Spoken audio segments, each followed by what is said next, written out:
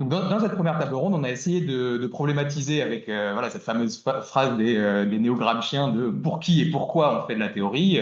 La recherche est située et elle cherche à discuter à certaines fractions de la société et jamais à tout le monde en même temps. Dans cette deuxième table ronde, on va aborder la question d'une façon un peu différente. On va déjà essayer de problématiser un peu la question suivante, entre guillemets, qui est une fois qu'on a un peu avoir choisi un positionnement, disons, ontologique, épistémologique, qui permet de fonder la façon dont on produit de la science et pour qui on la produit. Maintenant, on va essayer de réfléchir à la question du comment. Et cette question du comment est une question quand même assez vaste. Et donc, on va diminuer disons, l'espace des questions de recherche possibles en économie écologique et se diriger vers un objet qui a été évidemment au centre de l'économie écologique depuis le départ, notamment du fait des interventions de biologistes, d'écologues depuis le début de la discipline, qui est la question du vivant. Donc, on va essayer de problématiser, de voir aujourd'hui qu'est-ce qui se fait dans les différentes disciplines dans lesquelles on évolue. Et donc, bon, évidemment, l'économie écologique l'a fait historiquement, comme je l'ai dit, depuis passé, en passant par Dali, en passant par les Costanza, les questions de services écosystémiques, etc. Il y a un ensemble de problématisations qui ont eu leur intérêt, mais voilà, qu'on peut critiquer aujourd'hui. Je ne vais pas revenir sur les nombreuses critiques autour des questions de marchandisation de la nature. Euh, à nouveau, la question est de redescendre un peu d'un cran et de se poser des questions que on se pose en tant que doctorant dans nos années de doctorat, qui est la question de comment on fait, on fait de l'interdisciplinarité, comment on appaire des courants à la fois des sciences humaines qui sont hétérogènes avec les sciences naturelles qui sont tout aussi hétérogènes. Dans les différentes discussions qu'on a eues jusque-là, il y a eu un élément important qui est revenu, qui était finalement, autant en sciences naturelles qu'en sciences humaines, il y a des épistémologies différentes, il y a des rapports à ce qui structure le champ social, comme ce qu'a présenté Fanette tout à l'heure, voilà, entre un continuum entre le structuralisme et l'individualisme, avec cette synthèse de l'interactionnisme. On va essayer d'y revenir pour voir qu'est-ce que ça implique en pratique. Donc, la façon dont on va essayer d'aborder la table ronde, c'est d'abord une espèce de carte blanche pour les différents intervenants pour un peu se présenter comme ils aimeraient se présenter et ensuite faire intervenir des éléments qui seront utiles pour le débat et ensuite les questions qui vont aller de plus en plus vers la question méthodologique, quoi, de la question épistémologique vers la question méthodologique. Voilà. Alors, je sais plus si on s'est donné un ordre, mais tu veux commencer? Ah ouais, ok, super. On a combien de temps pour la carte blanche exactement? Donc l'idée, c'est on essaye de tenir un truc comme chaque intervention autour de 5 minutes, quoi. 5 Ok, minutes, ce qui sera sans doute débordé, mais absolument pas plus de 7 minutes, ok. sinon on ne tiendra pas le temps. Ben moi, je suis Ryan Dequin. Du coup, je fais ma thèse en sociologie à l'ENS Lyon. Et je suis financé par la mission pour les initiatives transverses et interdisciplinaires du CNRS, sous la direction de Bernard Leyer, du coup. Et je représente un peu un courant de recherche en sociologie qui est en train de naître ou de renaître, selon les points de vue, qu'on peut appeler sociologie générale et comparatiste, et qui se déploie, on va dire, en deux volets. Alors, des volets qui tournent autour de la comparaison. Donc, le premier volet, c'est l'idée de comparer des structures sociales humaines entre elles, indépendamment du temps et de l'espace, pour essayer de dégager, pardon, des mécanismes généraux et des structures autour desquelles se produit la variation et l'évolution sociale. Donc ça peut être des mécanismes qui ont trait à l'humanité en tant qu'espèce, ça peut être des mécanismes qui ont trait à des structures sociales particulières ou à des systèmes socio-économiques particuliers. C'est pas mal inspiré de Tessar et Marx et ça va beaucoup se concentrer sur des rapports sociaux en fait. Donc on part souvent de rapports sociaux fondamentaux. Donc ça peut être le rapport parent-enfant, ça peut être des types de transfert de biens ou de services, etc., qu'on va retrouver plus ou moins universellement dans les sociétés humaines. Et ensuite, des dérivations à partir de ces structures élémentaires en rapports sociaux particuliers propres à des systèmes techniques ou à des contextes écologiques au fil de l'histoire et à divers endroits sur la planète. Donc c'est pas mal inspiré de Marx aussi évidemment. Et on va regarder la dynamique entre ces rapports sociaux, entre eux, entre ces rapports sociaux et des systèmes techniques, entre les sociétés qui contiennent ces rapports sociaux et les institutions qui émergent de ces rapports sociaux, pour essayer d'évaluer d'identifier des dynamiques d'évolution sociale, quoi. Et le deuxième volet, en gros, ça va être d'étendre cet ensemble conceptuel à des champs qui traditionnellement sont étudiés par la biologie. Donc, étudier les sociétés non humaines, alors c'est souvent des animaux, mais pas que en réalité, puisqu'on peut trouver des rapports sociaux, y compris chez des unicellulaires ou des multicellulaires très primitifs. Et donc, ça va être d'étudier ces systèmes sociaux et d'en rendre raison de manière sociologique donc de les éclairer avec un point de vue qui est largement inspiré par les sciences humaines et sociales, quoi. Et aussi, tant qu'à faire, si c'est possible, d'éclairer l'étude des sociétés humaines à partir de cette comparaison dite interespèce. Donc le caractère évolutionniste de cette approche, il est particulier parce qu'on peut dire qu'il est structural, développemental et internaliste. Alors c'est plein de mots en isme, mais en gros, je vais m'appuyer sur Stephen Jay Gould, je vais souvent me cacher derrière lui pour me justifier, qui est un paléontologue marxiste de Harvard, un paléontologue américain et qui proposait de classer différentes théories évolutionnistes en biologie au 19e et au 20e siècle dans une sorte de tableau à double entrée avec d'un côté des internalistes, des externalistes, de l'autre des structuralistes et des fonctionnalistes. Qu'est-ce que ça veut dire? Ça veut dire que la théorie darwinienne, par exemple, c'est une théorie qui est plutôt externaliste et fonctionnaliste. Elle va postuler que l'émergence des formes, ça peut être des formes anatomiques, physiologiques, ça peut être des comportements, ces formes, elles émergent à la suite d'un processus sélectif qui est extérieur aux organismes qui lui fournissent une sorte de matière sur laquelle elle va travailler. On va avoir une approche plus fonctionnaliste, internaliste, cette fois-ci, celle de Lamarck, par exemple, qui considère que les organismes vont s'adapter dynamiquement à leurs environnements, vont user ou ne pas user de certaines de leurs propriétés, certains de leurs organes, ce qui va entraîner le surdéveloppement de certains organes, l'atrophie d'autres, etc. Et que, contenu dans les propriétés chimiques de la vie, existe un principe qui tend toujours vers la complexification et qui produit une grande hiérarchie des êtres vivants, etc. Donc là, on est sur toujours, il va s'intéresser aux fonctions des formes, comme Darwin s'intéresse aux fonctions des formes, et lui, il va l'expliquer par des processus internes aux organismes, Darwin par un processus externe. Et donc, on a des structuralistes qui vont être externalistes en biologie. Ça va être Darcy Thompson, par exemple, qui va s'intéresser à des lois physiques qui contraignent les formes et les structures des organismes sans nécessairement s'interroger sur leurs fonctions. Des structuralistes qui vont plus s'intéresser aux fonctions, mais pas que. Ça va être du coup Stephen Jay Gould, qui va par exemple avoir cet argument un peu caricatural, mais qui est intéressant, qui est de dire qu'en gros, quand même la sélection naturelle aurait tout intérêt à produire un zèbre avec 18 pattes et 20 yeux, elle aurait du mal à le faire parce qu'il y a des contraintes propres à l'organisme qui orientent la production de formes dans un certain sens ou qui empêchent l'émergence de certaines formes. Donc ce qui est intéressant avec ce tableau à double entrée, c'est qu'en fait, il s'applique aussi aux sciences sociales et à leur courant évolutionniste. En sciences sociales, je parle sous le regard des marxistes, il me semble qu'on a quand même des traditions qui sont plutôt structuralistes et internalistes. Ça veut dire que on va chercher des mécanismes qui, à l'intérieur des sociétés humaines, produisent des variations de forme. Ça va être le cas chez Morgan, a priori c'est le cas chez Marx, ça va être le cas chez Testard aussi, etc., etc. Et donc l'approche dans laquelle je me situe moi, sans nier la sélection naturelle, la sélection de groupe, etc., donc qui m'intéresse beaucoup, elle est quand même plus orientée sur les mécanismes internes qui génèrent la variation des sociétés et des organismes et s'interroge ensuite sur la question de la sélection pour étudier les sociétés humaines et non humaines. Voilà. Donc, bonjour à tous, très contente d'être là auprès de jeunes, voilà, parce qu'en fait, vous parlez au niveau de votre thèse. Moi, ma thèse, ça fait une trentaine d'années que je l'ai passée. Et en fait, je crois que je suis la seule du domaine du vivant ici, peut-être, je ne me trompe pas. Voilà, je suis écologue au Muséum national d'histoire naturelle, mais je vais peut-être vous parler d'où je viens et vous parler des travaux qui m'intéressent actuellement.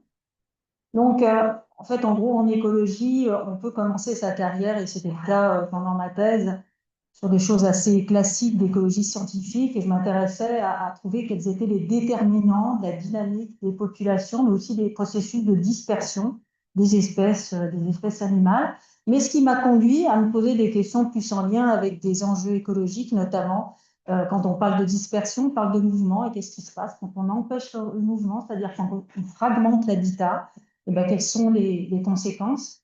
Et puis, qu'est-ce qui se passe quand on introduit un autre gène dans un environnement qui peut disperser? Et notamment, je me suis intéressée dans ce cadre, non plus aux animaux, mais aux plantes, et dans le cadre de la mise en culture, ou en tout cas de l'étude de faisabilité en Europe et en France en particulier, de l'introduction des plantes transgéniques. Je me suis intéressée à investiguer quels pouvaient être les risques écologiques de l'introduction de ces gènes. Voilà, ça c'était, je dirais, c'était avant, mais simplement par rapport à cette pluridisciplinarité. Mais c'est vrai que mettre un pied dans des enjeux qui sont là des enjeux politiques, quand on parle de plantes transgéniques et économiques, ça permet d'ouvrir un peu ces chakras. Et ce qui m'a conduit, mais là, c'était il y a quelques années, par un concours de circonstances, à me retrouver là dans la partie plus politique et de la décision publique, et je dirais dans l'opérationnalité, dans un cabinet ministériel de l'enseignement supérieur et de la recherche, où j'y suis arrivée au moment où la planification écologique, et il y a plein de choses qui ont été dites, se mettait en place, et où il y a eu une petite fenêtre de tir pour porter des enjeux relatifs à des rapports qui auraient pu se trouver comment dire, sous un meuble. Et ce rapport était un rapport qui visait à faire en sorte que la transition écologique puisse être visible dans dans les établissements d'enseignement supérieur, que ce soit par la formation ou que ce soit par un certain nombre. Voilà. Donc, ça, c'était une expérience qui m'a conduit à un moment de me dire mais que le muséum, c'est un monde merveilleux. Et donc, j'ai intégré là, le muséum en juin 2024, où là, la question de la pluridisciplinarité, ça va être le cœur de mon discours ici, quand on parle d'écologie. Et quand on s'intéresse, et c'était mon évolution au fur et à mesure, euh, dans un espace qui est l'espace normatif de la préservation de la biodiversité, on voit très bien qu'on ne peut pas le faire sans les humains, bien évidemment. Et donc, au sein du muséum, donc je suis directrice d'un département scientifique où il y a un laboratoire d'écologie et puis 5 laboratoires qui parlent d'histoire, qui parlent d'anthropologie, qui parlent de bioarchéologie, qui parlent de géographie. Voilà, et ça, c'est quelque chose qui m'a conduit tout récemment avec le monsieur qui est à côté à contribuer à un petit manifeste. Tous les ans, il y a un petit manifeste du muséum et le dernier, c'est lui qui porte sur la nature à ses justes valeurs et qui appelle en fait, à une transformation de notre relation à la nature. On peut le résumer comme ça.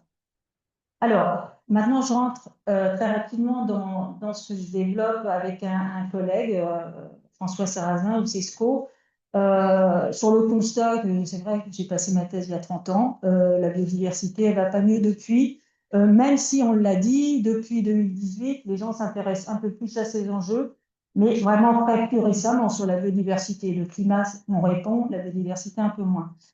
Et en fait, quand on s'intéresse aux moteurs directs qui impactent la biodiversité, ça peut être la fragmentation des habitats dont j'ai parlé, mais en fait, tout ça, ça résulte de valeurs, de comportements, d'institutions humaines. Voilà, les humains sont très fortement ancrés là-dedans. Et puis, dans le champ de la conservation, on en a parlé tout à l'heure, il y a différents courants. Celui de la conservation, je dirais, historique à la Michael Soulet dans les années 80, qui dit bah, on va apporter une valeur intrinsèque à la biodiversité et on va préserver l'évolution, je parlerai beaucoup d'évolution après des systèmes naturels. Puis dans les années, je dirais, des services écosystémiques, hein, dans les années 2000. Et là, on est à fond sur la conservation pour le bien-être humain. Et puis, dans les années 2010, il y a ce qu'on appelle la New Conservation. Et là, on va parler un peu d'économie portée par Careva et Marbier, avec Clive Spack qui est carrément contre ça, qui là intègre, se rapproche de l'économie, intégration économie, besoins humains. Voilà. Et en fait, la racine du problème et pourquoi il nous semble qu'on s'en sort pas, c'est qu'il y a une véritable séparation implicite. Quand on parle des autres êtres vivants, on parle d'écologie. Quand on parle des humains, on parle d'éthique, de culture, d'économie. Et en fait, si on replace la conservation dans l'histoire du temps long, des interactions entre les humains et la nature, eh bien, tout ce monde-là, c'est le produit de l'évolution et de coévolution. Et les humains, dans ce cadre-là, sont une force évolutive majeure. Et notre idée, c'est de développer une nouvelle approche éthique et conceptuelle qui rassemblerait en fait tout ce qu'on a pu dire sur le biocentrisme, écocentrisme, anthropocentrisme, avec une idée, on a voulu donc parler beaucoup d'évolution, d'évocentrisme. L'ambition, là, c'est de se dire, les humains, c'est une force évolutive majeure.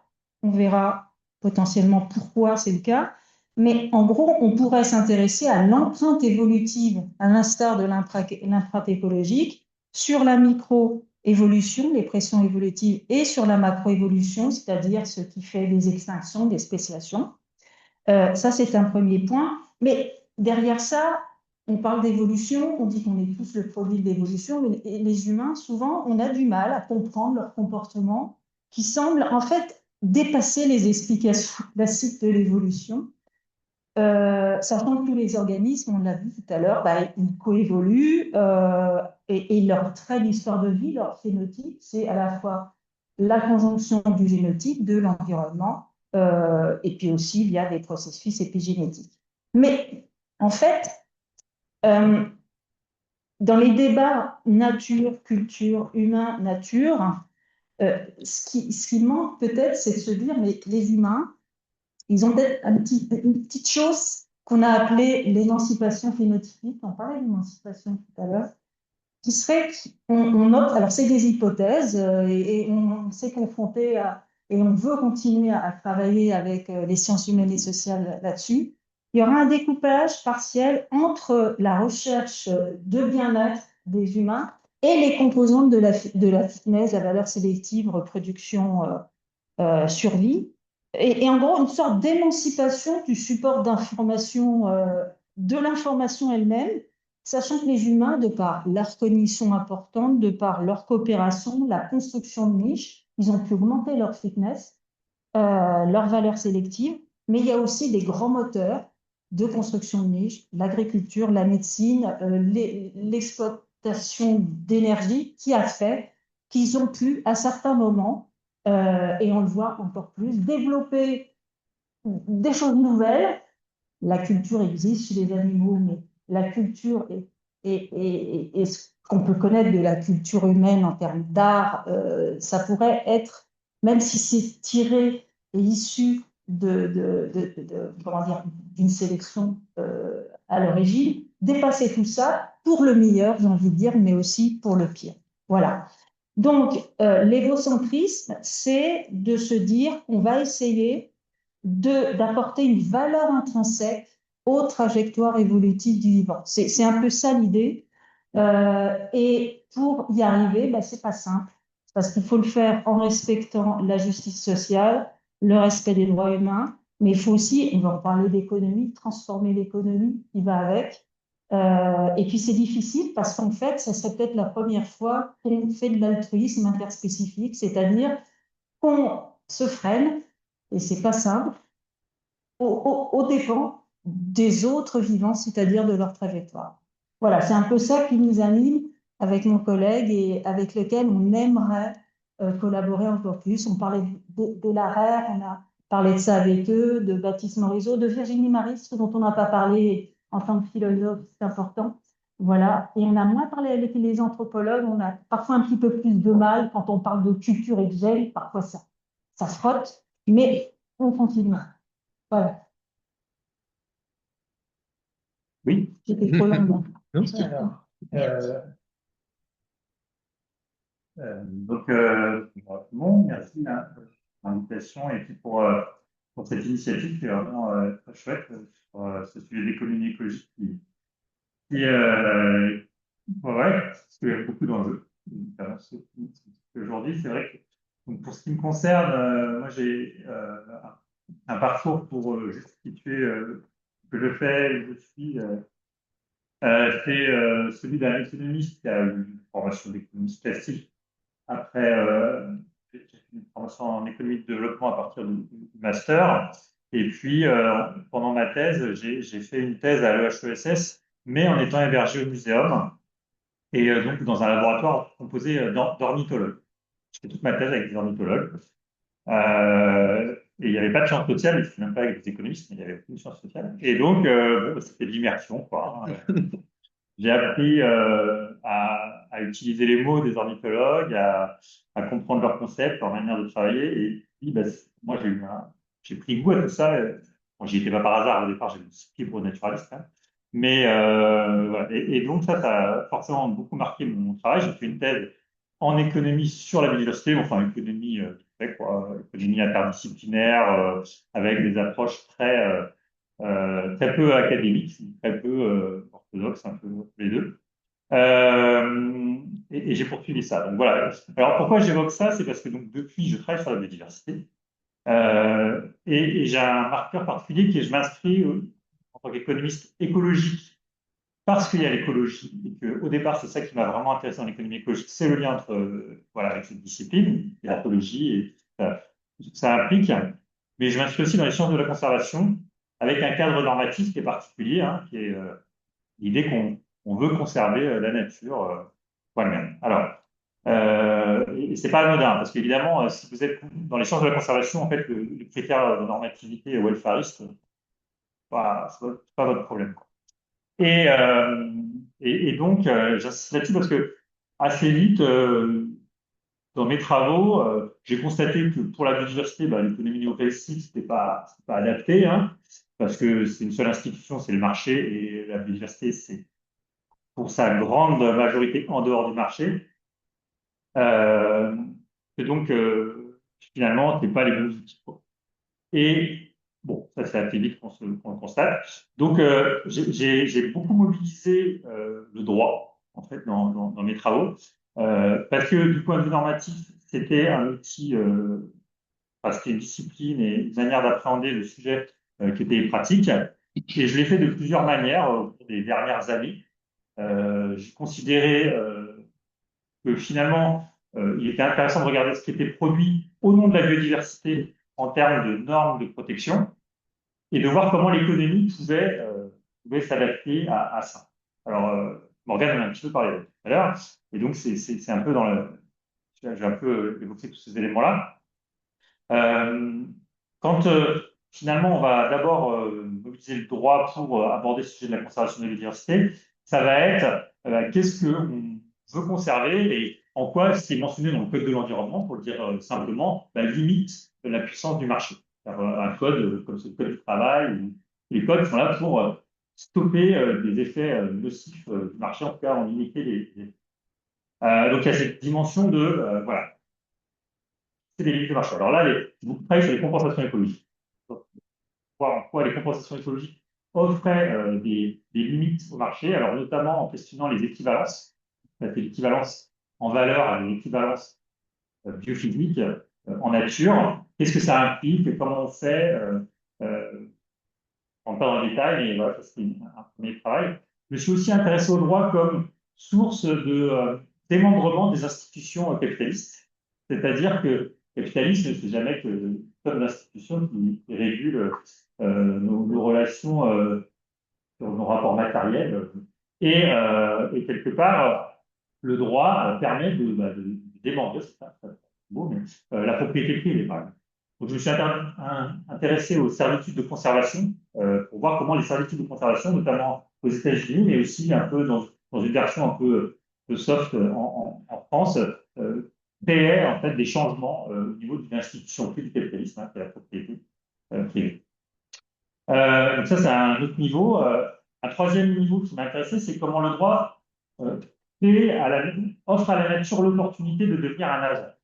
Alors ça, c'est quelque chose qui est monté, c'est pas que d'ailleurs dans le droit formel, ça dans le droit coutumier, et on a mobilisé beaucoup de choses sur ce sujet dans pas mal de parties du monde, mais en France, on peut dire qu'un symptôme de ça, c'est la reconnaissance du préjudice écologique en 2016, qui offre l'opportunité à la nature de préparer pour elle-même au titre du préjudice qu'elle subit. Et ça, pour moi, c'est une rupture importante hein, dans la manière dont on se positionne vis-à-vis d'entités non humaines en leur octroyant un statut qui est pas de personne pleine, pas de sujet de droit plein, mais quand même une entité qui doit être qualifiée différemment. Et ça, par exemple, j'essaie de donner une illustration à chaque fois. Hein. Si on prend l'entrée comptable, j'ai travaillé sur la comptabilité écologique et un petit peu aujourd'hui, eh bien en fait, la nature, elle est plus un actif dans ce cadre, hein, mais elle devient un travailleur. Hein. Et donc, alors, si c'est un peu, je vais un peu dans le détail, on n'est plus sur des comptes de production, on est sur des comptes d'exploitation où on rémunère le travail à ce niveau-là et pourquoi pas, donc, et on rémunère l'État aussi d'ailleurs pour organiser des activités économiques et pourquoi pas rémunérer la nature. Et alors, la nature, dans ce cas-là, évidemment, elle ne peut faire une rémunération monétaire. Et donc, ça nous pousse aussi à réfléchir sur qu'est-ce que ça peut vouloir dire une rémunération pour la nature d'un point de vue comptable, comment on le fait le chiffre comptable, et notamment en double compte biophysique et monétaire. Voilà, et puis un dernier élément que je souhaitais mentionner, c'est en quoi le droit permet de sanctionner des comportements qui sont considérés comme indésirables vis-à-vis de cette nature hein, qu'on a vu là, qui peut apparaître dans nos cadres de différentes manières.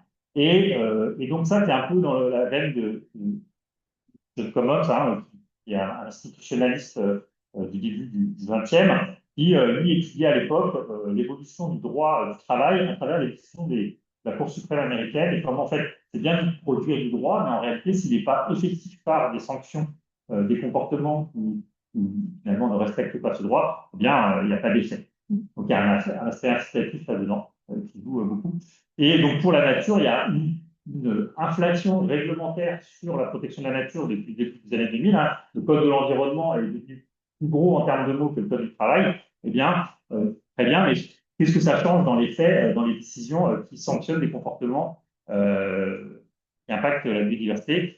Et donc là, c'est une approche économique très particulière, mais qui vise à voir si on peut créer des transformations structurantes dans les incitations qui génèrent ces décisions. Voilà, ça c'était un peu pour poser un certain nombre d'éléments sur la partie méthode que tu évoquais. Super, merci beaucoup. Donc, je vais peut-être essayer de grouper un peu les deux questions, comme ça vous allez pouvoir, parce que bon, sinon on va pas avoir le temps. Donc, comme ça, vous allez pouvoir rebondir et répondre un peu, peut-être rebondir aussi sur ce que les autres auront dit avant. Donc, on voit que d'une façon ou d'une autre, chacun à votre niveau, vous vous positionnez finalement sur cette question cet axe qu'avait présenté Fanny tout à l'heure bah, voilà, où se situe le moteur du changement, que ce soit du changement institutionnel, que ce soit des grands changements du capitalisme, que ce soit voilà, au niveau de quelque chose qui serait finalement presque codé dans la génétique humaine, quelque chose cette notion voilà, d'émancipation phénotypique, cette question aussi de la recherche d'éléments structurels finalement qui structureraient des choses entre les différentes espèces, ou finalement des lois qui sont peut-être même avec un pas de recul sur la question des sciences humaines, qui essayent peut-être d'englober un peu plus. Et donc voilà, cette question un peu plus de l'interactionnisme, de où est-ce que ça se situe au niveau d'objets précis comme le droit. Finalement, chacun de ces positionnements sous-entend dans une certaine mesure une logique de théorie de l'action, une logique de vision du changement et une logique dans laquelle vous inscrivez votre travail scientifique. Donc finalement, la question que je vais essayer d'amener, ce serait dans la façon dont vous voyez le changement institutionnel qui serait utile à la fois pour les questions de transition, donc voilà, pour une nature pour soi, dans la logique conservationniste, ou dans une logique voilà, un peu plus en réflexion avec les groupes humains et les fractions humaines aujourd'hui. Comment vous vous inscrivez, comment vous essayez de produire à la fois de la connaissance dans l'espace académique et dans l'espace intermédiaire. Et donc cette question du comment, je vous propose si vous voulez, de prendre le temps de descendre jusqu'à la question de la méthode et pas juste la question épistémologique, mais essayer de décliner un peu directement ces deux niveaux que vous articulez forcément au quotidien dans vos recherches. Voilà. Ouais, sur la question de la méthode, ouais, c'est intéressant parce que du coup, moi, la méthode de mon travail de recherche, c'est principalement de la comparaison sur données de seconde main. Et du coup, alors moi, pour être plus précis, je travaille sur l'infanticide parental chez les humains et les non-humains. Et il faut savoir en biologie, en particulier en éthologie, en écologie comportementale, en sociobiologie, bon, l'infanticide parental, il va être principalement étudié à partir de modèles d'acteurs rationnels. Donc en gros, on va postuler que tout être vivant effectue des calculs coût-bénéfice dans le but de maximiser sa fitness, donc en gros survie et reproduction. Fitness dont il n'a pas, dont il n'est pas nécessaire qu'il soit, enfin pardon, des calculs dont il n'est pas nécessaire que l'organisme soit conscient, parce qu'en fait on considère que puisque le mécanisme principal qui fait émerger des formes, c'est la sélection naturelle, et que la sélection naturelle favorise les traits qui maximisent la fitness, alors tout trait qui existe maximise la fitness. Donc on a une petite tautologie fonctionnaliste qui avait déjà été souligné par Wood et Levontin dans un papier. Et donc, quand on va étudier l'infanticide parental, par exemple, on va se dire, bah voilà, l'organisme, il a un investissement parental qui lui permet de maximiser une utilité anhistorique et universelle qui est celle de la fitness, que partagent tous les organismes. Bon, il y a un petit problème, c'est que dans les sociétés humaines, ça marche très très mal. Il y a énormément de décisions qui n'ont absolument rien à voir avec la fitness. Et il s'avère qu'il y a des sociétés animales, ça marche pas du tout non plus. Et donc moi il m'a fallu quelques années avant de réaliser que mon problème c'était l'acteur rationnel des biologistes. Voilà, c'est un peu bête parce que c'était sous mes yeux tout ce temps, mais il a fallu que je revienne un peu à Bourdieu.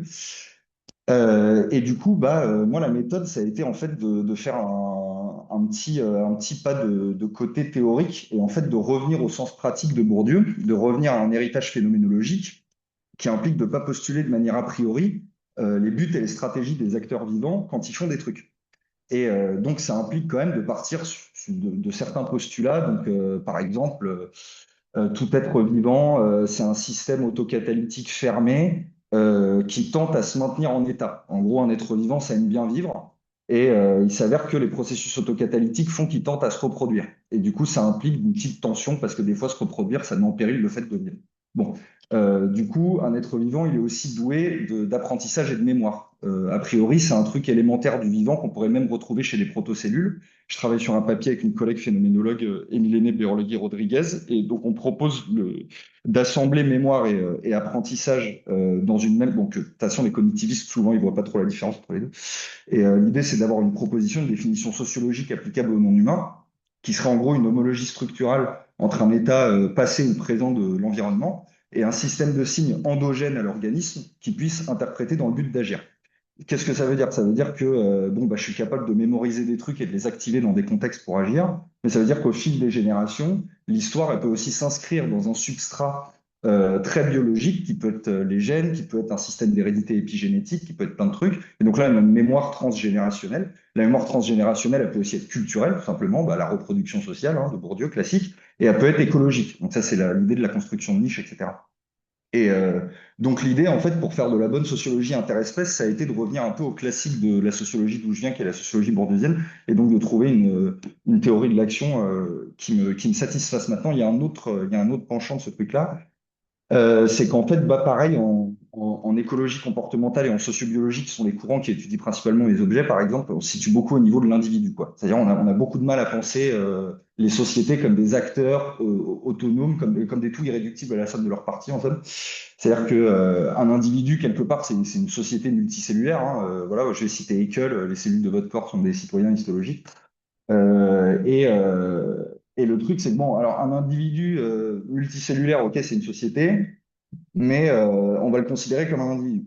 Une société d'individus comme des fourmis, en réalité, comment on va expliquer ça souvent? Avec la sélection de parentèle, c'est-à-dire pourquoi je coopère avec mon parent? Parce qu'on a suffisamment de gènes à parenter, ce qui fait que quand il fait un gamin, si je me sacrifie pour son gamin, je maximise la réplication des gènes partagés que j'ai avec le gamin. Donc quand on est sociologue et qu'on arrive là, on se dit, ouh là là, je comprends pas. C'est pas ma manière de voir les choses, etc. Et d'où l'intérêt d'avoir une approche structuraliste et développementale qui postule pas a priori une utilité à l'ensemble des acteurs vivants. Ce qui, du coup, débouche sur un truc très classique en sciences sociales, qui est que on va prendre des institutions et leurs buts et stratégies vont être déterminés par leur développement historique et structurel, etc. On va pas postuler a priori que ces institutions existent pour maximiser leur fitness, ça aurait pas beaucoup de sens. Et voilà. Et du coup, ça pose plein d'enjeux sur la question de l'émancipation phénotypique notamment, parce que si on a des structures sociales qui déterminent et contraignent les buts que se pose un ensemble d'institutions, ça peut bien entendu orienter des pratiques économiques et leur effet sur l'environnement. Voilà, je peux m'arrêter là. Ah oui, pardon, justement, je pense que j'en avais 3 minutes. Alors, peut-être pour parler des ontologies, mais aussi des méthodologies, parce que le tout, c'est développer une approche, mais après, en quoi elle peut être utilisée, utilisable, voire même juste aux gestionnaires de la conservation, mais par rapport aux ontologies qui traitent de conservation et des différentes manières de s'intéresser soit aux individus. Là, en fait, c'est dans la conservation ou dans la préservation, c'est ce qu'on appelle le biocentrisme. Là, on s'intéresse aux individus. L'écocentrisme, plutôt aux communautés biotiques, aux écosystèmes. Et puis l'anthropocentrisme, on s'intéresse aux humains.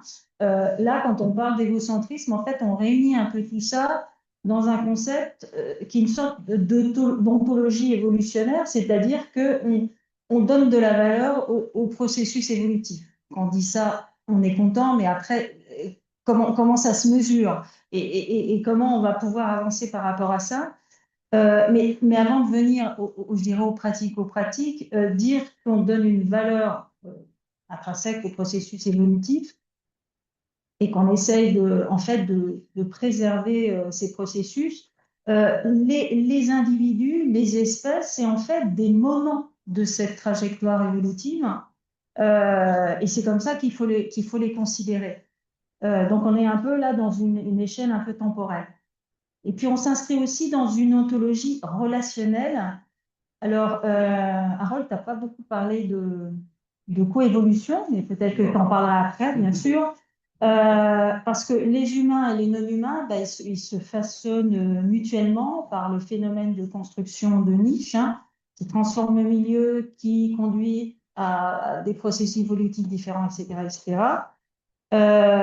Voilà, donc il y a une transformation de l'environnement, une transformation de l'évolution, et tout ça, ça coévolue. Et la question de la coévolution, elle peut se faire aussi au niveau des institutions, de nos objets qu'on façonne et qu'on étudie au niveau sociologique et économique. Et puis la dernière ontologie, c'est plutôt une ontologie processuelle. En fait, le réel, là, c'est vraiment un processus dynamique. Et je reviens, les entités qu'on considère, c'est juste une stabilisation temporaire de ces processus. Sachant que dans tout ce processus, on l'a vu, l'humain, les humains. Et quand je dis les humains, pas tous les humains, bien évidemment, hein, mais enfin, en tout cas, voilà, soyons clairs là-dessus, mais c'est vraiment des agents là, évolutifs extrêmement puissants. Alors, en termes de méthodologie, la méthodologie, bah, d'une certaine manière, ça peut être de construire différents modèles et de scénarios de qu'est-ce qui se passe si la manière dont on place nos valeurs, soit anthropocentrées, soit intrinsèques, et à quel niveau, et puis on peut regarder ce que ça a comme conséquence. Voilà, ça c'est une première chose. Après, on peut utiliser des méthodes quantitatives, et les méthodes là qu'on a développées, c'est, je vous parlais tout à l'heure d'empreinte évolutive, c'est de développer des métriques qui permettraient d'estimer cette empreinte. Ça peut exister, on l'a produit. Et ça peut être un outil qui peut être utile aux gestionnaires pour avoir à se dire, je dois faire ça ou ça. Ben, quelle est l'action qui aura un impact le plus modéré en relatif vis-à-vis des processus évolutifs. Et puis après, et là on est vraiment là dans le cœur de l'action. Petite histoire, c'est que bon, on a développé ces idées il y a une dizaine d'années dans les publications, et puis qui lit les publications, pas vraiment, mais à force d'être présent dans des instances de parcs naturels régionaux, des parcs nationaux, eh bien, on a eu la surprise, mon collègue et moi, à voir qu'un parc naturel, un parc national, celui de Porquerolles, avait intégré cette approche égocentrée dans sa stratégie scientifique. C'est arrivé d'un coup comme ça, on les a contactés, et puis ben là, on est en train, et on espère avoir des doctorants qui vont travailler là-dessus, pour essayer de le mettre en pratique vraiment, de ne pas remettre en cause leur manière de faire, mais de regarder si leurs actions répondent. Et là, c'est un véritable enjeu parce que à chaque fois, on dit oui, bah, so what? Oui, bah, là, on n'avait pas demandé qu'ils se posent cette question, mais ça nous a complètement mis à se dire, ben, on va essayer de le faire réellement et de le mettre en action. Alors, c'est un espace géré, mais j'ai envie de dire, cette approche-là, elle, bien sûr, elle dépasse les espaces de gestion naturelle. Elle peut aussi s'intégrer dans les agrosystèmes et puis aussi dans nos villes par rapport à nos impacts et la façon dont on peut essayer de les minimiser et j'insiste et je le redis, dans un esprit de justice sociale parce qu'on va demander plus à ceux qui peuvent plus, bien évidemment. Voilà. Oui, alors sur une méthode qui serait en fait à la question de vivant dans le champ de l'économie écologique, enfin, sur les méthodes, pour moi, il faut déjà pouvoir distinguer des approches sur le sujet qui, de mon point de vue, sont déployés ces dernières années. Parce qu'avant, c'était facile, il y avait l'économie de la biodiversité, c'était la biodiversité comme capital naturel et puis les services écosystémiques. Je pense que ça a évolué, parce qu'on n'en est plus vraiment là. D'une part, parce qu'il y a eu une certaine lassitude et puis en fait peu de performance dans les faits de cette approche pour changer les systèmes économiques qui visaient. Je vois trois choses qui apparaissent. Donc, il y a toujours cette idée du l'écolo-solutionnisme, on appelle ça comme ça. L'écolo-solutionnisme, c'est les solutions fondées sur la nature, c'est les services écosystémiques, c'est l'ingénierie écologique, qui est, enfin, encore une fois, l'idée, c'est pas d'expliquer, c'est vraiment utile, important de travailler là-dessus, et qui propose des méthodes particulières. Le deuxième niveau, c'est, je dirais, l'approche, moi, que je qualifie coévolutionniste, hein, qui est en fait, qui s'intéresse plus aux enjeux de cohabitation, de coexistence, de codépendance entre les économies humaines et le reste du vivant. Et en fait, tout ce qui touche au One Health, touche, voilà, tous les enjeux de, euh, oui, de coexistence, dont on parle beaucoup avec le retour notamment des prédateurs supérieurs, etc. Il y a quand même pas mal de choses qui font écho à ça. Et puis, il y a un autre niveau qui est celui de la condition animale. L'économie de la condition animale, elle a pris beaucoup de place depuis une dizaine d'années. Alors, on peut dire que ce n'est pas de la biodiversité, c'est du vivant. Moi, je pense aussi ça fait partie de notre champ. Enfin, pour le vivant, c'est une évidence. Et donc là, c'est le welfarisme élargi. Hein. C'est un welfarisme élargi où on intègre au sens voilà, de l'habitat, hein, de l'origine, c'est-à-dire on prend en compte dans les modèles de bien-être social toutes les espèces sensibles. Voilà. Alors, à chacun de ces projets, qui d'ailleurs, en fait, se fréquentent pas trop, c'est assez égaux et se critiquent mutuellement. Il y a des propositions méthodologiques qui sont propres. Alors, ils reviennent tous le technosolutionnisme, hein, de toute façon, puisque c'est vivant. Alors, on peut avoir du technosolutionnisme sur les gens. C'est pas en soi impossible, mais là, c'est pas le cas vraiment. Enfin, on va reprendre les sur la question de condition animale, on va voir.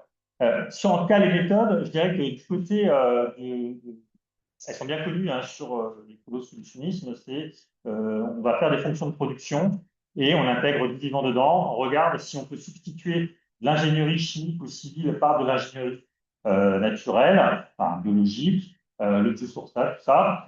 Ça, c'est clairement des méthodes qui sont à déployer. Et ça se fait, et ma foi, il y a des choses qui sont plutôt convaincantes. Je pense notamment dans le domaine du bio. On doit se passer d'intrants de synthèse et des substituts, et ça marche.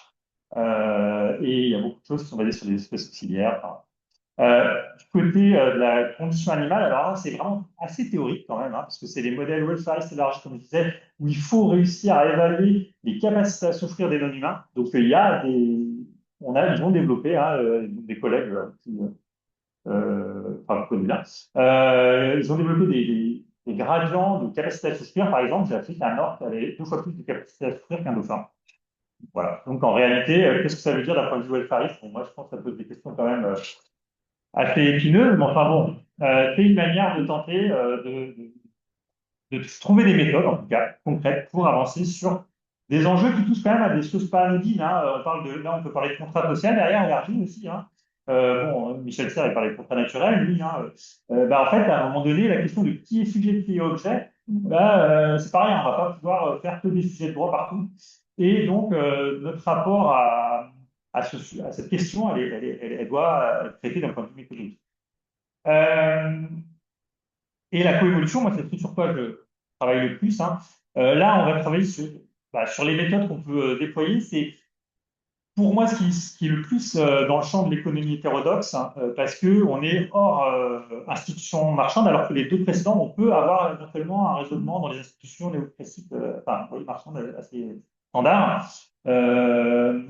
On a, c'est Norgard, hein, qui est un peu l'auteur qu'il faut citer quand on parle de coévolution. Norgard ne s'est pas trop intéressé aux autres espèces. Donc lui, son approche coévolutionniste, elle est plutôt de dire comment il y a une codépendance entre des techniques, des organisations, des institutions et des entités naturelles. Et c'est très performant quand on fait de l'analyse. Après, on peut tout mettre Enfin, le problème de la coévolution, c'est que tout peut être analysé assez facilement du point de vue de la coévolution. Ça marche bien pour cause. En fait, historiquement, c'est facile de reconstituer les codépendances et par contre, faire après des analyses plus prospectives, c'est un peu plus délicat. on est dans de l'analyse systémique, historique, située, où on peut analyser les interactions. D'un point de vue, si on parlait de méthodes très concrètes, je trouve qu'il y a des outils qui permettent de faire des analyses intéressantes, et notamment les modèles multi-agents. Et on va dans les choses très formelles, un peu, parce que là, on représente des agents autonomes en interaction qui peuvent suivre des règles qui sont liées à des structures institutionnelles et qui eux-mêmes font évoluer ces structures institutionnelles par une dynamique interactionniste. Enfin, oui. Et donc, là, c'est vraiment un domaine qui est, moi, je trouve intéressant pour l'économie écologique. Enfin, c'est-à-dire le contraire, donc je l'investis depuis quelques années. Et voilà, je m'arrête là parce que il y a du temps pour l'échange. Ok. Donc, il est 18 h. On va prendre une série de questions, mais vu qu'on a commencé un peu en décalé, je vais aussi me permettre, pendant qu'on prend les questions, de vous poser une mini-question. Je vais vous demander d'être efficace pour qu'on garde le temps après. Parce que finalement, on l'a toujours évoqué, touché du doigt, mais je trouve ça intéressant de les mettre en parallèle. Et c'est la question du moteur du changement. Et on a touché un peu rapidement, il y a des échelles de temps différentes, mais d'un côté, on parle d'un moteur du changement qui est celui du droit. De l'autre côté, on parle d'un moteur de changement qui serait celui du changement des normes, du changement de valeurs. Et d'un autre côté, il y a peut-être quelque chose qui est presque du côté de la déconstruction. Je sais pas comment tu te places là-dessus, mais qui est de réfléchir à des lois plus larges pour essayer aussi de les approcher de façon matérialiste et de pouvoir un peu les triturer et en faire des sujets de critique. Est-ce que vous pouvez essayer de clarifier ça en quelques mots, à la fois quel est d'après vous le moteur pertinent pour l'analyse, mais aussi pour l'intervention? Pour l'analyse en tant que scientifique et pour l'intervention en tant que humain qui intervient dans l'interface tout le temps, quoi. Tu veux y aller? Ouais, vas-y. Ok. Bah, moi, du coup, je vais en profiter pour rebondir sur la question de coévolution gène culture. Alors, je tiens à préciser que je ne m'y connais pas beaucoup en écologie et en économie, donc je vais avoir une take qui va être pessimiste et déterministe pour le débat ensuite, si vous voulez. Et moi, sur la question de la coévolution, ce que j'aime beaucoup, c'est la notion de rétroaction entre différents systèmes d'hérédité. Donc, c'est toute l'idée de la coévolution gène culture. Et c'est l'idée que les humains, bon, ils héritent à la fois de matériaux génétiques, mais ils héritent aussi d'une culture et qu'il y a une rétroaction entre les deux. Alors, l'exemple typique, c'est du processus de nomination, c'est un exemple, un scénario évolutif parmi mille. Mais en gros, l'idée, c'est que, qui a été proposé par Lalande, mais qu'on trouve déjà chez André Leroy-Gourand, c'est l'idée qu'en gros, les humains, à un moment, ils sont devenus très dépendants des outils techniques qu'ils produisaient, et que les outils qui sont issus de la transformation des matériaux biotiques et abiotiques, qui sont devenus nécessaires à notre survie, ont exercé des pressions sélectives en retour sur notre anatomie. Et que du coup, si on s'amuse à superposer la courbe de sophistication des outils lithiques au paléolithique et de l'accélération de la sophistication de ces outils et la courbe d'encéphalisation, enfin d'accroissement de la taille du cerveau, on voit qu'elles sont parfaitement superposées. Et donc, en gros, il y a une rétroaction de la culture sur l'anatomie qui est plutôt directionnelle. Ça veut dire que là, on est face à un processus évolutif qui n'est pas aléatoire, mais qui est orienté via des effets cliquets. Le truc, c'est que bon, ça c'est bien mignon, c'était il y a 3 millions d'années, mais en fait, ça a continué tout au long de l'histoire humaine, quoi. Notamment avec l'agriculture. Une fois que vous avez des sociétés, je vous passe tous les scénarios évolutifs, mais une fois que vous avez une société qui est très largement dépendante sur un système agricole donné, sur une division du travail particulière, etc., etc., les probabilités qu'elle se transforme en société de chasseurs-cueilleurs, elles sont quasi nulles. En fait, hein, on n'a aucun exemple empirique. En fait, on a des exemples de dévolution empirique, ça c'est vrai. Un État agricole eurasien qui du jour au lendemain se retransforme en petite société de chasseurs-cueilleurs, ça n'existe pas. Donc il y a des effets cliquets. Et du coup, d'où ma take pessimiste qui est soumise au débat. Moi, j'ai l'impression qu'il y a une grande inertie historique des sociétés humaines qui ne va pas vers le meilleur. Et je suis très pessimiste sur ce que l'agentivité peut faire face à ces effets. Et du coup, là, je redeviens un peu marxiste. Je fais confiance dans le progrès et dans les lois de l'histoire qui vont nous sauver. Je plaisante. Et du coup, voilà, je sais pas quoi dire d'autre. Sachant que je ne suis pas pessimiste, juste tout ce que je peux dire, c'est un truc pessimiste parce que j'y connais rien. Voilà. Alors, les moteurs les plus efficaces, en fait, j'ai envie de dire que pour, pour l'objectif de préservation du vivant et de la biodiversité, pour moi, en fait, c'est le droit. Même si je ne suis pas juriste, et la question de la responsabilité juridique, C'est un outil qui commence à se développer. Il y a certaines critiques, mais qui me semblent importantes à investiguer. Et j'avais même commis un petit papier sur comment on peut, je vais replacer encore ça, mais comment on peut penser le droit avec l'approche égocentrée, c'est-à-dire que il y a de quoi aussi construire avec le droit sur ces questions. Donc, moi, j'ai envie de dire, pour faire bouger la société, le droit, c'est un premier bon outil. Le deuxième outil, ça va vraiment être celui du dialogue dans les territoires. Et c'est pour ça qu'une partie du travail qu'on voudrait mener, c'est aussi d'aller euh, parler de ces différentes approches et notamment ces questions, je parlais tout à l'heure d'altruisme interspécifique. Quand on parle d'altruisme, ça peut parler, parce que dans nos sociétés qu'on voudrait civiliser, c'est développer la coopération, l'entente. Les sociétés sont basées là-dessus. Et l'extension de l'altruisme à d'autres espèces, ça peut être expliqué et souvent ça permet de changer. Alors, je donne cet élément, mais en tout cas, essayer de faire bouger à une petite échelle. Alors, il y a le droit, et à côté, de faire bouger et de faire percoler, pour moi, c'est quelque chose qui est susceptible à un certain, c'est pas nouveau, mais un certain pourcentage de territoires qui commencent à changer leur manière de penser. On peut provoquer ces transformations, ces bifurcations. Voilà.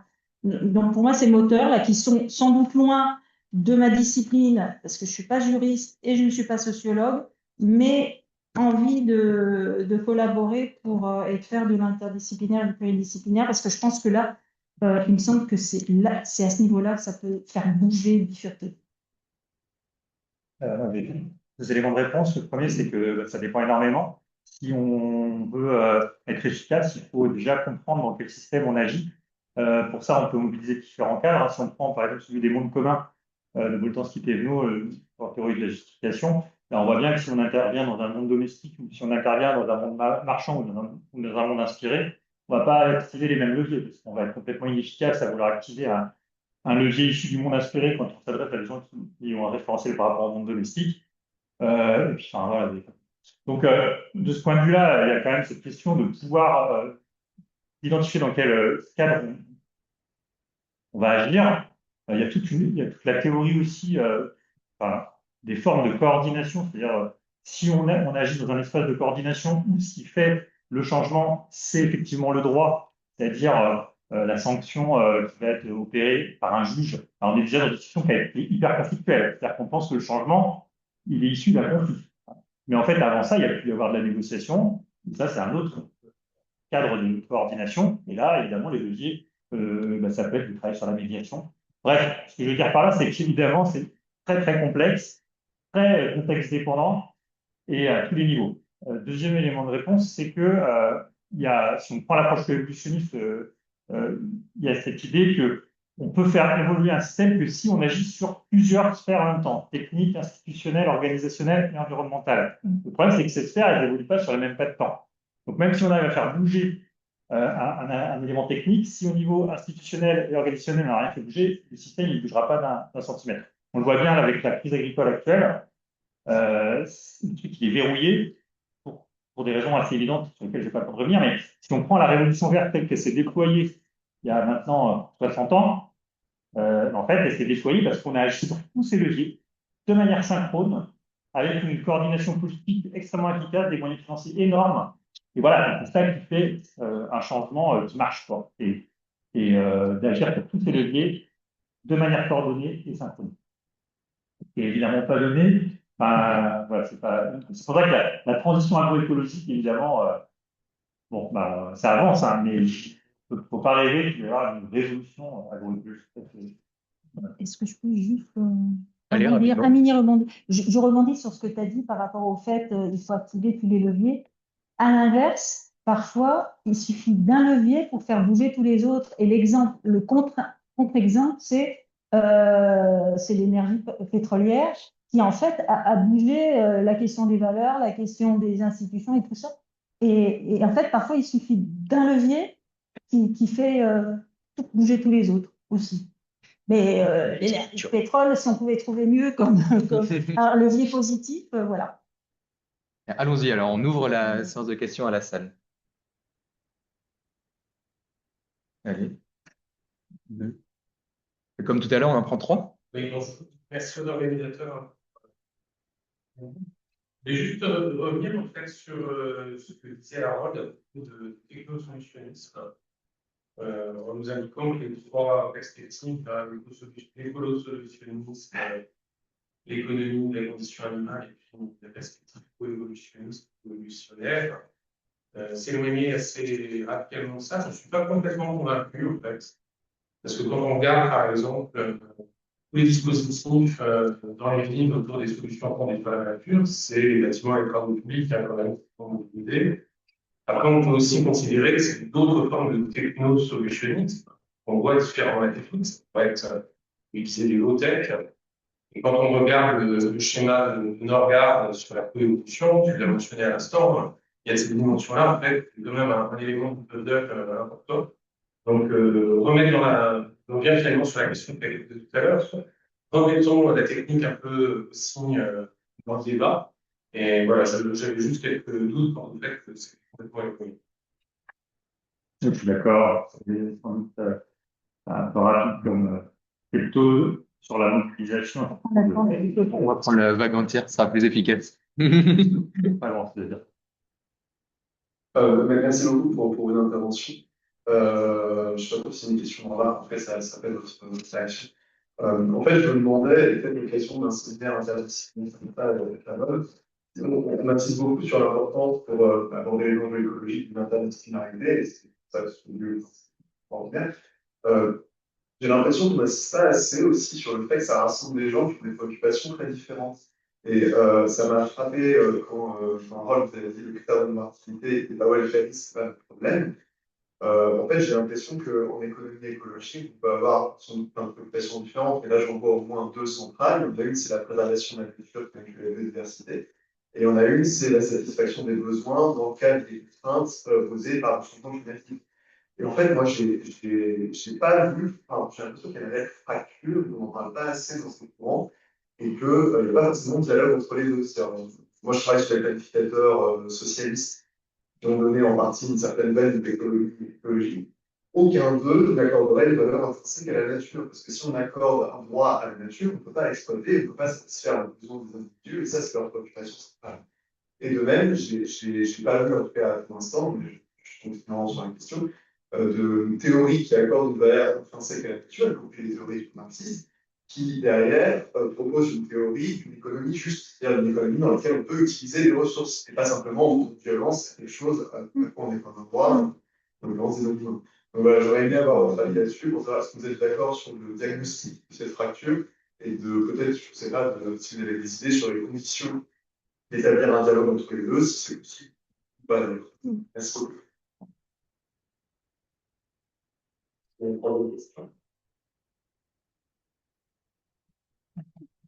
On peut commencer avec ça. Je vais pas avec ce que j'ai déjà dit.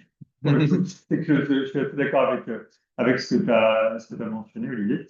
Peut-être préciser que dans ce que je voulais faire et que j'ai pas dit, c'est plutôt c'est le voilà, recours à l'ingénierie chimie et civile, même si je suis d'accord, si en fait, on va en avoir quand même besoin à certains moments de ce processus, et donc ça doit être précisé comme propos. Je sais pas, voilà, je sais pas que tu as remarqué. Peut-être répondre à la question qui a été posée, parce qu'effectivement, là, je l'ai vraiment focalisé sur le vivant, la biodiversité, où là, je parle de valeurs intrinsèques des processus évolutifs, sachant que ça se... Alors, et surtout pour ramener le débat au fait que là, on parle de valeurs intrinsèques, de l'évocentrisme, et en fait, quand on réfléchit à tous les autres scénarios, ils sont souvent très anthropocentrés avec une valeur instrumentale. Et là, pour l'humain, pour le bien-être humain, bah, c'est justement de rapporter une valeur intrinsèque au bien-être humain et de manière conjointe. Ça ne se fait pas en antagonisme, ça ne se fait pas du tout en antagonisme. En tout cas, c'est comme ça qu'on le voit. Mais j'en ai pas parlé, mais j'ai juste insisté sur le fait que les décisions à prendre et à arbitrer devront se faire dans un cadre de justice sociale, dans un cadre économique revu, mais la question du bien-être humain et de sa valeur, elle est aussi une condition sine qua non et pas antagoniste. Pas antagoniste, mais il faut dialoguer et voir comment on peut la mettre en avant. Et peut-être me permettre d'intervenir du coup, parce que c'est une question qui m'intéresse aussi beaucoup. À mon avis, il y a des personnes qui tentent de faire des choses de cet ordre-là, et ça peut aller des féministes matérialistes de la subsistance jusqu'aux questions des écologies populaires, et qui posent la question, mais c'est un peu ce que disait Paul tout à l'heure, qui prennent le parti de poser la question de recherche depuis les groupes dominés, et donc en fait qui posent pas la question depuis le point de vue d'un gestionnaire sachant qui gère le welfare de la population, mais qui pose la question à l'inverse du point de vue des personnes bah, qui sont le plus contraintes en termes de besoins, justement, comme tu disais. Et en fait, dans bon, de Fraser jusqu'au matérialiste, quoi, il y a quand même jusqu'à Delphi, jusqu'à etc.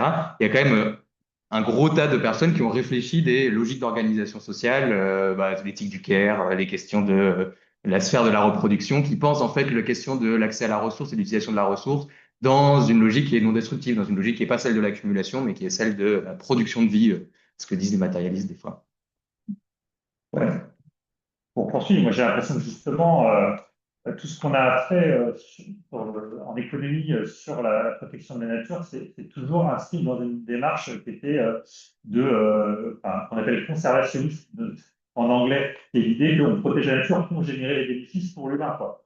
Et donc, au contraire, j'ai l'impression qu'on a toujours enfin, adopté toutes différentes formes, soit à travers l'économie des ressources, soit à travers l'approche par les scientifiques systémiques, qui est en fait assez ancienne, hein, et que donc, finalement, l'opposition que vous décrivez n'est pas très forte. À la limite, elle est montée en puissance ces dernières années, justement avec la reconnaissance de droits pour des non-humains, où là, on commence à toucher du doigt les trucs qui sont vraiment fondamentaux dans le contrat social et dans la répartition des ressources, quoi.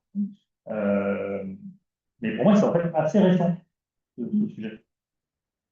On prend une deuxième vague de questions peut-être, si jamais vous n'êtes pas trop fatigué. Et l'heure est avancée. Allez, il y en a une sur le passage avant. Oui, merci beaucoup pour vos interventions. Il est tout à fait passionnant d'avance sur les dynamiques évolutives et coévolutives, et sur les ontologies évolutives. Ça, c'est génial. J'ai une question sur la question du droit, en fait, pour reprendre des objets sur lesquels je suis en train de travailler, qui est le droit de la propriété intellectuelle, la psychotechnologie. Et notamment, là, par exemple, il y a une loi européenne qui est en train de passer, une directive de complète libéralisation des nouvelles techniques génomiques. Et pour autant, dans l'espace de négociation juridique, les scientifiques ont tout dit qu'il n'y avait pas d'équivalence entre les nouvelles techniques génomiques et les plans conventionnels, donc une preuve d'équivalence. Il y a énormément d'organisations de la société civile qui sont opposées. Et aussi beaucoup d'agriculteurs qui se sont opposés parce que ça les met dans une logique de dépendance à l'égard des grandes entreprises. Mais du coup, ce que je trouve, du coup, je suis d'accord, je pense que certains parfaitement réussi à comprendre comment est-ce que le droit peut être un outil de la transformation de rapport au vivant. Mais seulement, on n'a pas tous le même pouvoir Politique. d'organes juridiques. Du coup, ma question, c'est est-ce qu'on peut poser la question du droit sans poser la question du pouvoir politique, des rapports de force, des antagonismes qui font que certains font le droit et tout le monde ne fait pas le droit de la même manière. On prend peut-être la deuxième question. Ah oui, pardon.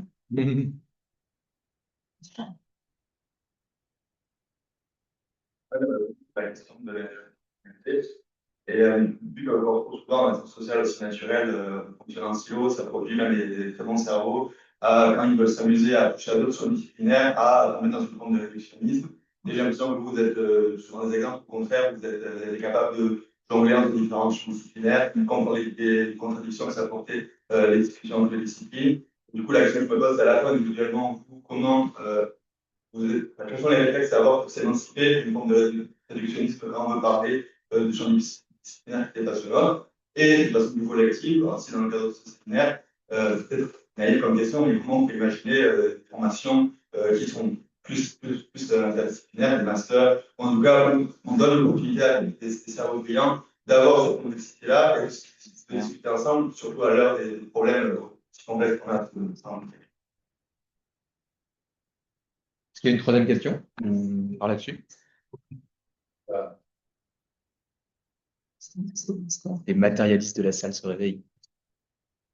Dans le même sens, le droit peut éventuellement contribuer à changer les choses, et à avoir une portée d'ailleurs. On a par exemple un équateur qui change de côté avec des droits extrêmement forts pour la nature. En fait, à la fin, pas suffisamment, les choses changent fondamentalement. Dans quelle mesure c'est le droit qui change les choses?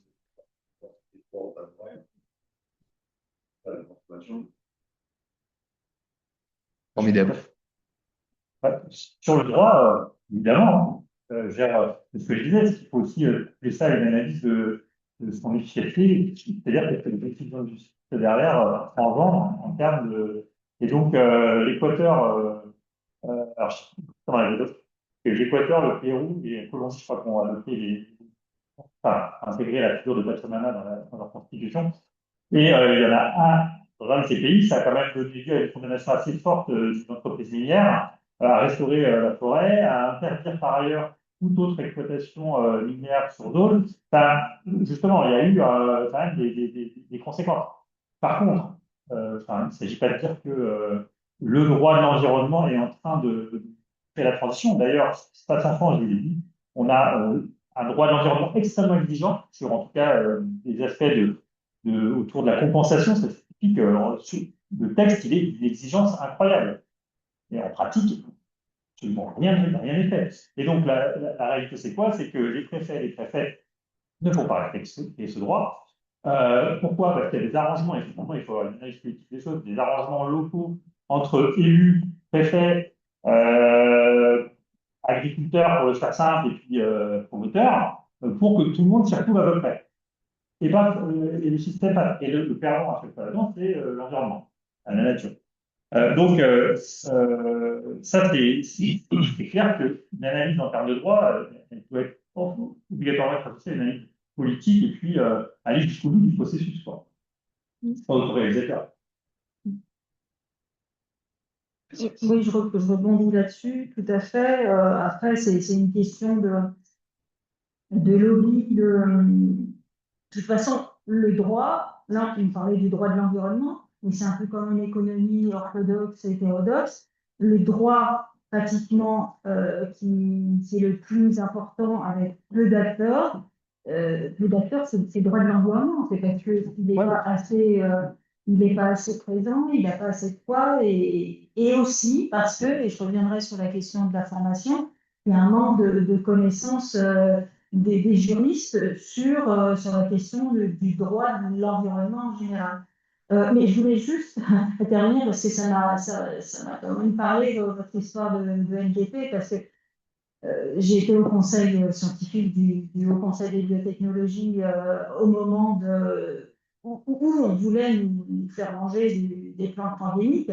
Et maintenant, c'est pas passé par la fenêtre, c'est pas passé par la porte, ça revient par la fenêtre avec là, ce qui fait que ça ne passe pas, c'est aussi le poids des gros lobbies industriels qui jouaient un rôle fort, ça c'est clair.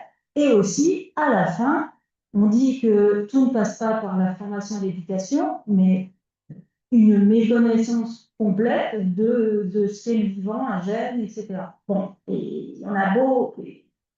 expliquer, ça ne passe pas. Voilà. Euh, je voudrais juste répondre à la question de la formation, en fait, parce que c'est vraiment au cœur de tout ça, et c'est la raison pour laquelle il nous semblait important, avant de passer au master, que tout étudiant de licence ait une connaissance sur ces enjeux. Après, c'est fait, c'est pas bien fait, mais au moins maintenant, c'est ancré. Et, voilà. Et pour les masters, il y a deux manières de voir les choses.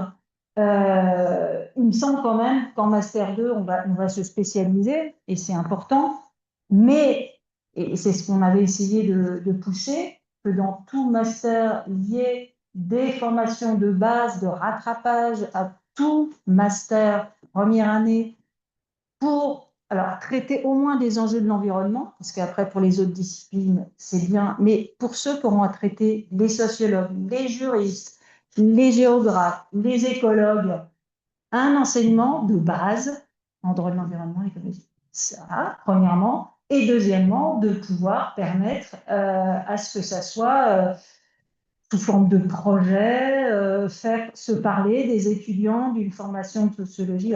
Il y a des choses qui existent, c'est pas suffisant, mais ça peut exister si on a la volonté de le faire. Et ça permet à des jeunes déjà de se connaître de disciplines différentes de l'environnement, de pouvoir après, quand ils sont recrutés, de pouvoir continuer à dialoguer et empêcher que, bah, quand on est juste écologue comme moi en début, qui n'avait jamais fait de droit, d'économie même, parce que on ne faisait pas du tout d'économie avant, d'avoir tout à réapprendre et aussi de connaître le langage de l'autre. Voilà, c'est possible, il y a des formations qui le font, mais c'est pas assez encore ancré.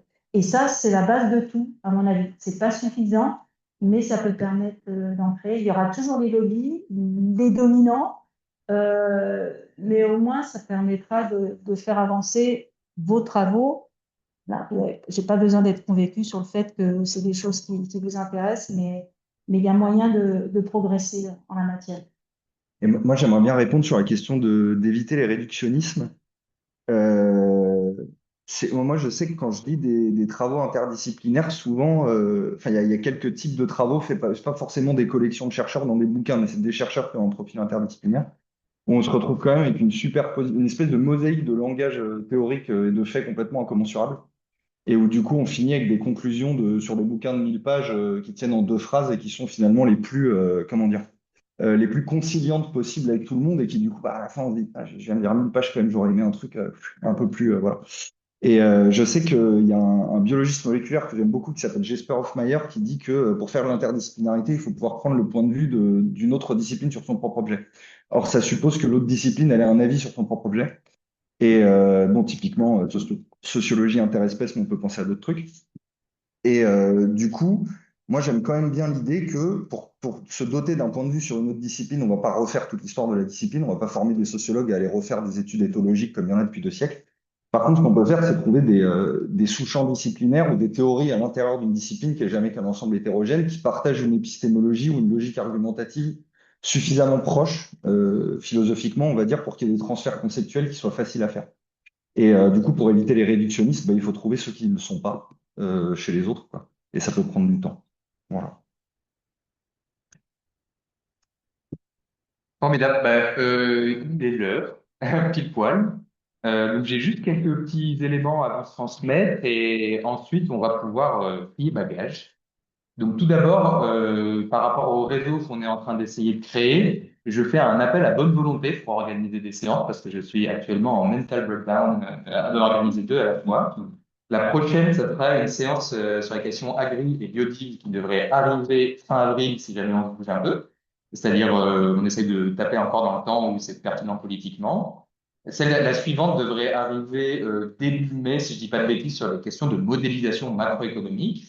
Et les suivantes sont pas encore tout à fait fixées. Il y en a une sur l'échange nord-sud et sur les ressources qui devrait arriver autour de juin.